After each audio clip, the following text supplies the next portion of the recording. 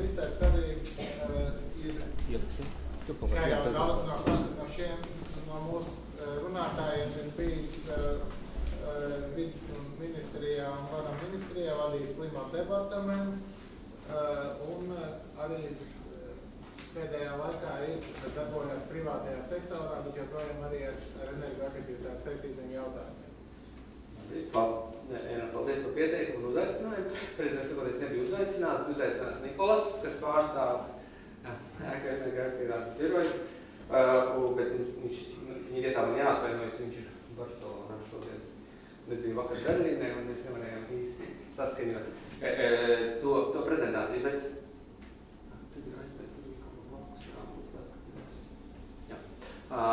es būtiski paņemšu vienu slaidu no Nikolas prezentācijas, varbūt īsi un koncentrēti.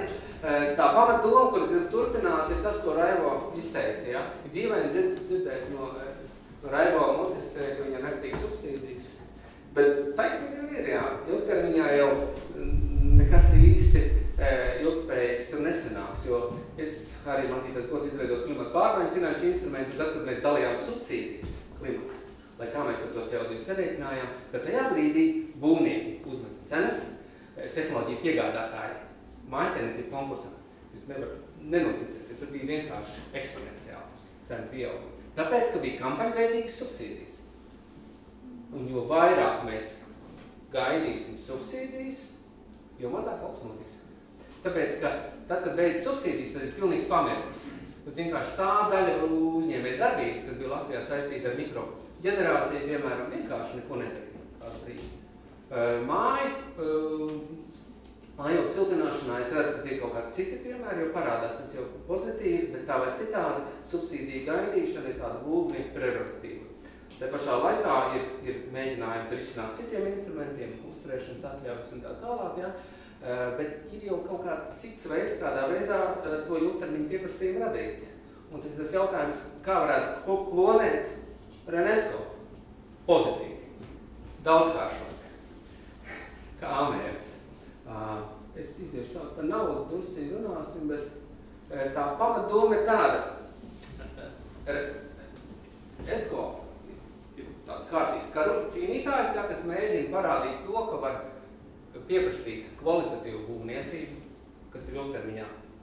Nav jāskatās līdzi, teiksim, ka tā būs kaut kādā veidā haltūra. Esko māk sameklēt to piegādātāju, kurš neuzskroja pēkšņi cenas, tāpēc, ka rīt gaidāms konkurss. Ja? Protams, ka līdz šim brīdim tas spēles laukums priekš Esko ir bijis ļoti, ļoti ierobežots un tās subsīdijas ir spēlējušas lomu, lai kaut ko radītu. Ja? Bet es domāju, ka tā labā prakse tā jau parāda to, ka to var izdarīt. Un tajā modelī, kas tagad pietrūkst, ja teiksim, Raivo gribēs taisīt vienu projektu, otro, trešo, 10. projektu, vienu brīdi viņam beigsies pamatkapitāls, vai ne? Running out of equity, ja? Ātri vien, tas ir pilnīgi neizbēgami, kā tāda vanna, kurā izrauta ir tapa. Un cik nu pagūs to ūdeni nomazgāties, nepagūs nomazgāties, paliks ar dziepēm, sēžot vannā, ja? Tāpēc tā problēma, kur te ir tas risinājums, tā bija tā, kura man patika jau kādu gadu atpakaļ, un Nikolas arī no savas pieredzes EBRD, jeb Eiropas rekonstrukciju un attīstības bankā, kādreiz, kad strādāja Londonā, ir piemērs, kas jau Bulgārijā ir jau iedarbināts un strādā būvniecības sektorā, kur tiek radīts viens papildus ķieģelīts. Pēc tā, ka banka dod naudu Esko, standarta procedūra, komerci, kredīti, viss kā nākas, pelna. Vismaz pierāda pelna. Ja iedod grantu struktūra fondu, 50% ar visiem kalniem paciešanas, bet ļoti atvieglo, protams, to apmaksu. Ja? Bet tā vai citādi, tas ir viens projekts, 2 projekti, 3, jo biezāka organizācija, bet tāda nav. Mums ir vēsturiskā prakse. Nav Latvijā neparāda uzņēmēja darbības forma, kur ir spēcīgi, vēsturiski balstīta, atbildīga ilgtermiņa būvniecība, kas ir Nav tāda pieredze. Un tas nozīmē, ka ir vajadzīgs kaut kas, kas varētu ļaut šo pamatkapitālu saglabāt un neatdot bankām neieķīlāt visu. saķīlā visu uz nebēdu un tad paliek tur, kur stāvējuši. Bet piedāvāt to, ka pamat kapitālu no šī ESCO, teiksim, biznesa modeļa asignēt trešai pusē. Asignēt. Nikolas to nosauc par Legacy fundu, man bija doma par Future Energy Fund, ja tas ir kaut kāds nākotnes mantojums enerģētikas, ja, kas varētu asignējumu pieņemt un ilgtermiņā šos ieņēmumus samaksāt uzreiz ESCO, bet nevis 100% apmērā, bet 80, varbūt 70, 80% apmērā, lai ESCO joprojām paliek tā atbildība, ka viņi ir klāt tam visam.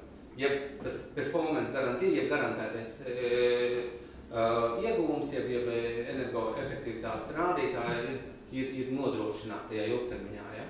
Un tajā brīdī, kad fonds pārvērš šos asignējumus ilgtermiņā, tad ar 70% tas ir atkal jauns pamat kapitāls, ar kuru bez liekas komercķīvas šīs ESCO var iet uz priekšu uz nākošo projektu. Tās pakāpes var būt vairākas. Ja? Kas ir vajadzīgs, lai notiktu šāda transakcija?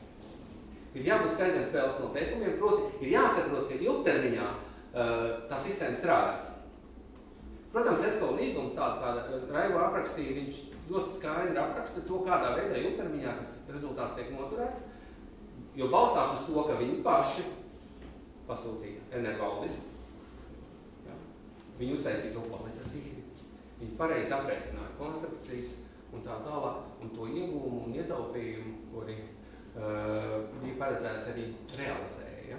Un tas balstās uz līgumu, kas ir tas EPC, šeit ir domāts tāds standartizēts energoservisu pakalpojumu līgums, ja? Kas, zinām, mērā plus ir domāts, Nikolas pielika vārdu plusiņš ir comprehensive, ja pareizāk vēl visaptveroši, kur ir tādas lietas, kamēr energoefektivitāte tieši nav sakara. Skaista kāpņu telpa, renovēta, patīkami.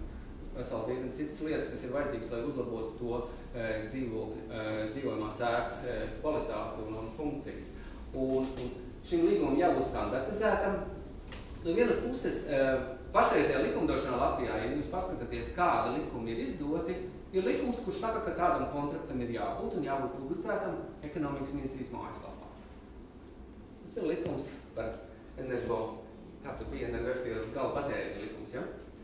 Precīzi neatceros to nosaukumu, bet šajā likumā tas jau ir paredzēts. Tas nozīmē, ka principā uz šobrīd neko nevajag.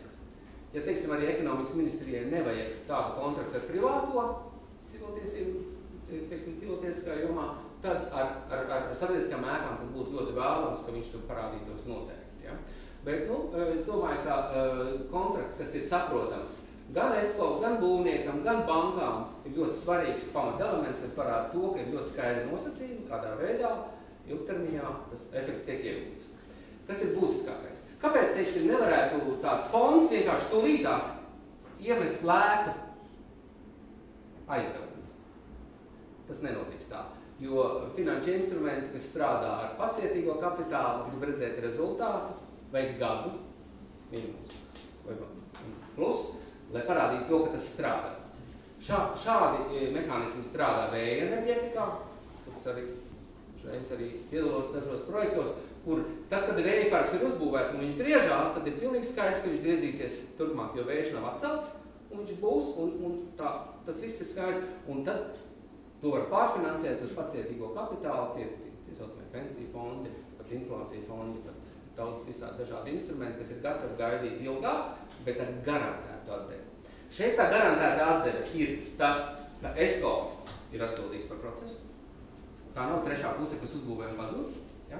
Tas nozīmē, ka šajā procesā atbildība ir iekšā, ir tas saucamais vēsturiskais pierādījums, jeb gads vai, mēs tagad runājam teorētiski, bet principā ar gadu pilnīgi pietiek, lai noslēgtu rēķinu un parādītu, ka tas strādā un tā atdeve ir un nākotnes ieņēmumi tiek projicēti. Un tādā veidā šie asignējumi var strādāt.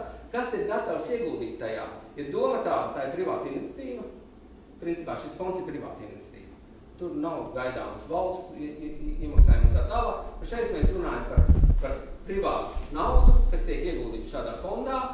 Ja mēs sameklēsim pietiekoši labu startu finansējumu, tad 50% ir gatavs ieguldīt arī EBRD, ja tā saucamie institucionāli investori, bet tas nav komerc pasākums. Ja? Tas nav līgā, kas saistīti ar ātro komerc darbību un kredītiem komerc darbībai, ja tā saucamies working capital vai sākotnējs sākotnēji investīcija nodrošināšana, tad tādu fondu pagaidām nauda nav vajadzīga, jo nav jau ESCO. Ja Renesko mēs ņemt, nav jau kam dot to naudu. Ja? Tas nozīmē, ka fonds izdibināts un pateiks, mēs pērkam kontraktu uz tādiem nosacījumiem, ja jums ir šāds kontrakts, nesat šur, mēs nopirksim. Tam būs vajadzīgs kāds laiks, vismaz gads plus uz priekšu, bet tas, zinām, mērā radīs tādu kā pieprasījumu šāda veida kvalitatīvai sistēmai, kam būtu jāstrādā bez subsīdijām. Ja man radās tecīgi domas, prasīja Anželē, kas būtu, ja tagad mēs šādu modeli tagad paziņotu un ERAFs taisītos iemest tur naudu? Kā tad būtu ar tām procedūrām? Es atceros, es cīnījos ar Annu Tonovu, kad viņš bija finanšu ministrijā, valsts sekretāra vietnieks, lai klimata instruments būtu pilnīgi atsevišķi no struktūra fondu šīs mašinērijas. Ja? Mēs palikām savā pusē, viņi palika savā pusē. Rezultāts ir. Vai šeit varēs samiksēt to, ka, teiksim, saņemtā subsīdija varētu tikt asignēta? Nevar atbildēt šajās. Acīm redzot, nebūs tik vienkārši. Varbūt struktūra fondiem būs sava loma, un tādam fondam, kas ir energoefektivitātes fonds, kas iegūst ieņēmumus teiksim, tāds atrunas pēc labāk nedarīšu, bet samaksāšu, ja, uzņēmumiem, ja, kam būs obligātums. Es Anna virzienā skatās, labāk iemaksā, nav kaut kā īpaši saspringt, vai ne? Bet vēl nesamaksās. Tas tā, jo tas gan varētu iet kopā, un tur varētu veidoties interesants mehānisms. Pie tā pastrādāsim, paskatīsimies, kas tur sanāks. Tā kā tas, kas pietrūks visu laiku, ir uz šo brīdi ir klonēt Renesko ar viņu labo praksi, lai būtu mums biznes ar savu lobiju kā ESCO biznes Latvijā. Tikai tā var būt. Lielie būvnieki varētu paskatīties tajā virzienā, jo ja uzņēmuma atļaus kvotēs, viņš samazināsies ar mūsu patējumus. Te ir ilgtermiņa pieprasības. Pilnīgi pretēji tam, kas tika šeit propagandēts. Un tāpēc šie ESCO ir vajadzīgi un noteikti katram būs savu vieta. Būs privātais Renesko un būs siltumapgādes uzņēmumu kā Renesko. Kāpēc ne? Dalki rāda piemēru, ja? Bet tas nemaina lietas būtību. Tas ir tas pats tirgus segments. Tur jābūt masai, kas var radīt pieprasījumu. Un tad mēs varam runāt par energoefektivitāti tiešām mēroga ekonomikas izpratnē, ja? Jo citādi ar subsīdijām mēs paspēlēsimies vilškastē, atkal apstāsies. Tā kā mēģinājums ir, kā to iekustināt, redzēsim, kā tas veidosies. Ir piemēri pasaulē, tas ir rosinoši, interesanti, var darīt. Tā kā Latvija parasti izceļās ar savu veidu ļoti sarežģītu dažādu politiku samiksēšanu un neradīšanu, bet ko es gribu pateikt beigās? Lai iedarbinātu šādu sistēmu, nevajag ne jaunu likumu pašreiz, kaut gan tāds likums būs, energoefektivitātes likums būs, kas saintegrēs esošos kopā. Vajag tikai vadlīnijas, kā iepirkt energoservisu pakalpojumu pašvaldībā, vadlīnijas, kā ko iepirkt, lai saprastu, kā nonākt līdz iepirkumam uz ESCO un radīt pieprasījumu ESCO kā jaunam biznesu nopietnam virzienā. Un viss. Bet, mums jau bankas runās, mums jau Anna pastāstīs par savu konceptu, tā kā te vēl punkts nav liekams.